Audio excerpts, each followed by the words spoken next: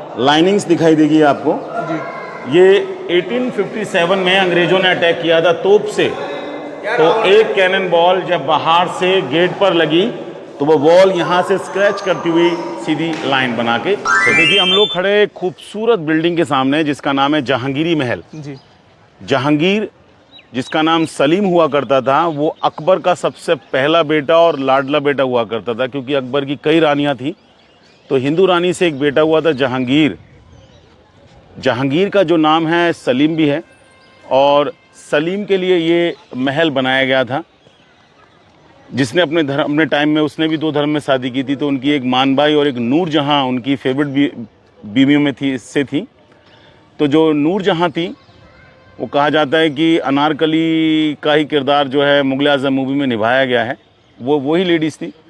और ये भी कहा जाता है कि इतिहास में कुछ चीज़ें ऐसी नूरजहाँ ने की है कि लोग उसको अभी तक याद करते हैं। जैसे कि हम बोलते हैं इत्र, तो नूरजहाँ ने उसको डिस्कवर किया था और यूपी में एक शहर बसाया था कन्नौज।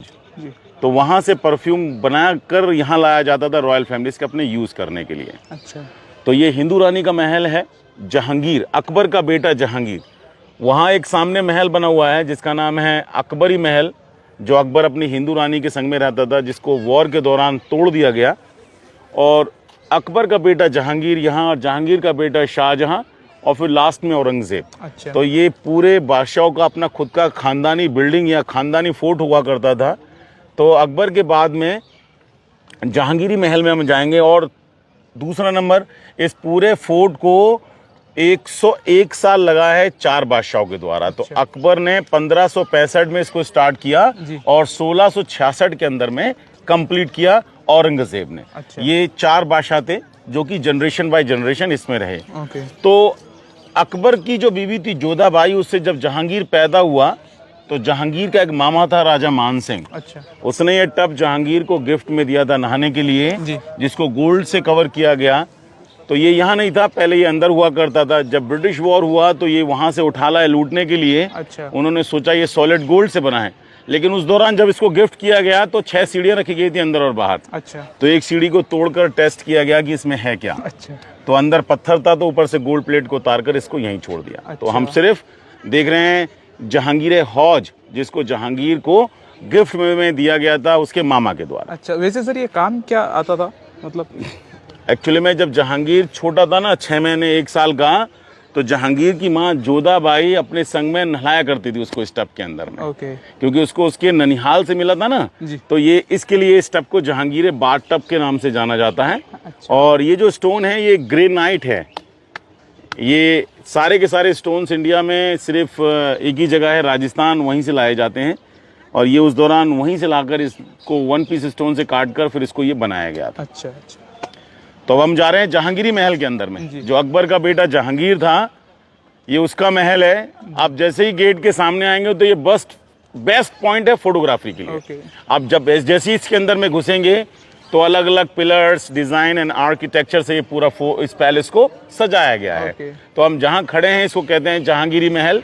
आप जैसे इन दोनों साइड टावर पे राइट एंड लेफ्ट में निगाह मारोगे तो आपको राजस्थानी आर्किटेक्चर की झलक दिखाई देगी। ये क्या है? ये होता था समर सीजन के लिए, गर्मियों में शाम के वक्त, जिसे हम कहते हैं सनसेट टाइम में लेडीज जाकर वहाँ पर हवा का आनंद लिया करती थी। जब किले की दीवार के पास में यमुना रिवर हुआ करती थी, यानी कि जमुना जी जब किले की दीवार के पास होती थी तो इनका इस्तेमाल किया जाता था। और दीवारों के अंदर में वाइट मार्बल से आप देखेंगे ये सारे हिंदू धर्म के डिज़ाइन बने हुए हैं। जैसे कि वो सामने ये सारे के सारे लोटस फ्लावर्स बने हैं जो आपके सामने आर्चेस इसमें आपको दिखाई देगा। ये सामने के सामने देखेंगे ना, दोनों तरफा हिंदू के डिज़ाइन बने हुए मंदिरों के बाय दी मार्बल। और ये जो छोटे छोटे लोटस फ्लावर्स रेड कलर्स बने हुए हैं, ये 3 स्टार्स बने हुए हैं। ये भी ये जो है हिंदू धर्म का को जो है रिप्रेजेंट करता है। ये as a like a juice star है, लेकिन जिस दौरान मुगल फैमिलीज थी तो यहाँ कोई भी जूस नहीं था, तो ये हिंदू स्टार्स के दौरान इसको देखा जाता है। और ये दरवाज़ा है जिसको भारत सरकार ने जो है लगवाया है, क्योंकि यहीं से आफ्टर सनसेट इसको बंद कर दिया जाता है। अच्छा। तो ये दरवाजे नए हैं। पहले जब भी रॉयल फैमिली इस फोर्ट का इस्तेमाल करती थी रहने के लिए, तो दरवाज़ों का इस्तेमाल नहीं करती थी महलों में। अच्छा। सिर्फ पर्दे हुआ करते थे दो टाइप के, गर्मी और सर्दी वाले। गर्मी में सिल्क वाले पर्दों का इस्तेमाल किया जाता था और विंटर सीजन के अंदर में मोटे कारपेट नुमा उन दरवाज़ों का इस्तेमाल करते थे, क्योंकि दिसंबर जनवरी बहुत ज़्यादा ठंडा होता है तो मोटे कर्टन्स का इस्तेमाल करते हैं। और लाइनिंग्स दिखाई देगी आपको। ये 1857 में अंग्रेज़ों ने अटैक किया था तोप से, तो एक कैनन बॉल जब बाहर से गेट पर लगी तो वो बॉल यहाँ से स्क्रैच करती हुई सीधी लाइन बना के चली गई। अच्छा। वेलकम गेट है जहाँ उनकी रानी उनका स्वागत किया करती थी, तो दोनों तरफा म्यूजिशियंस होते थे और बीच में ये जो स्क्वायर बना हुआ है जो आप देखेंगे, ये एक रंगोली के लिए था। ओके। जहाँ पर हिंदू रानी अपने हाथ से लोटस फ्लावर्स बना दिया करती थी। तो दोनों तरफा जब ड्रम्स बजाया जाता था बादशाह के आगमन पर, तो रानी वहाँ से दासियों के संग में होकर, सर्वेंट्स के साथ में होकर थाल लेकर आती थी जिसमें फ्लावर्स, कैंडल्स एंड स्वीट्स होते थे उनकी आरती उतारने के लिए। ओके। महलों का डायरेक्शन बिल्कुल सीधा नहीं रखा गया है कि जब आप जैसे ही जहांगीरी महल में घुसेंगे तो आपको लगेगा कि हम सीधा महलों में जा रहे हैं। नहीं, अंदर की तरफ डायरेक्शन अलग रखा गया है। जैसे ही जहांगीरी महल में घुसेंगे तो आपको एक लेटर Z पार करना पड़ेगा और लेटर Z जैसे ही पार करेंगे तब आप महलों में एंटर होंगे। अच्छा। क्योंकि यहाँ से जितना भी जो गेट के डायरेक्शन हैं वो सब वेस्ट साइड में रखे गए हैं और ये कहा जाता है कि वेस्ट साइड में जो है मुस्लिम लोगों की जो है होली प्लेस जिसको हम मक्का कहते हैं वो है, तो इनके लिए इन गेट का डायरेक्शन जो है वेस्ट साइड में रखा गया था जैसे ही जहांगीरी महल के गेट में आप एंटर करेंगे। अच्छा। और